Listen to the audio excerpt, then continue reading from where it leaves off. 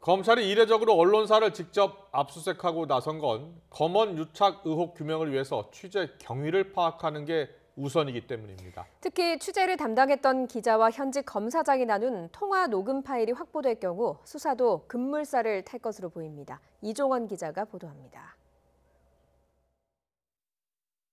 이른바 검언 유착 의혹을 규명할 핵심 단서는 윤석열 검찰총장 측근인 현직 검사장의 통화 녹음 파일입니다.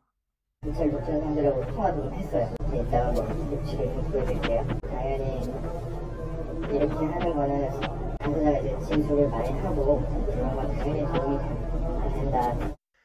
해당 검사장이 채널A 이모 기자와 통화하며 실제 유시민 이사장의 비리 의혹을 제보하면 이철 전 신라젠 대주주에 대한 선처가 가능하다는 취지로 이야기했는지 확인이 필요한 겁니다. 해당 검사장은 통화 자체를 부인했지만 이 기자를 만났던 이철 전 대주주 측 제보자는 이어폰을 통해 분명히 검사장의 목소리를 들었다고 주장했습니다. 녹음 파일을 들려주고 나서 그쪽 채널A 모 기자가 이렇게 얘기를 해요.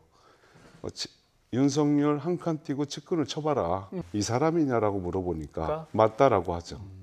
검찰은 압수수색을 통해 이 기자를 포함한 취재진의 휴대전화와 노트북, 내부 보고자료 등을 확보하는 데 주력한 것으로 알려졌습니다.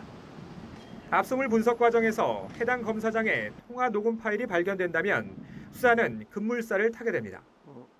해당 검사장이 아닌 다른 검찰 관계자라도 제보를 조건으로 선처를 약속했다면 수사 칼날은 검찰 내부로 향할 수밖에 없습니다. 그러나 이번 의혹이 보도된 지 한 달이나 지난 상황이라 당시에 사용했던 휴대전화나 노트북 등을 이미 교체했다면 단서 확보가 쉽지 않을 수도 있습니다.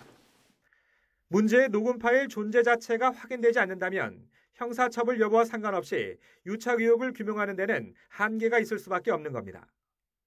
유착 의혹과 별개로 최경환 전 경제부총리가 신라젠에 수십억 원을 투자한 의혹이 있다는 MBC 후속 보도가 가짜뉴스라며 고발한 사건에 대해 검찰이 어디까지 확인에 나설지도 관건입니다.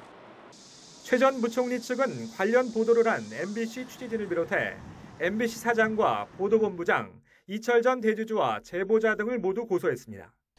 검찰은 유착 의혹 규명이 우선이란 방침을 세운 것으로 알려졌지만 상황에 따라 언론사에 대한 추가 강제 수사 가능성도 배제할 수 없어 파장이 만만치 않을 것으로 보입니다. YTN 이종원입니다.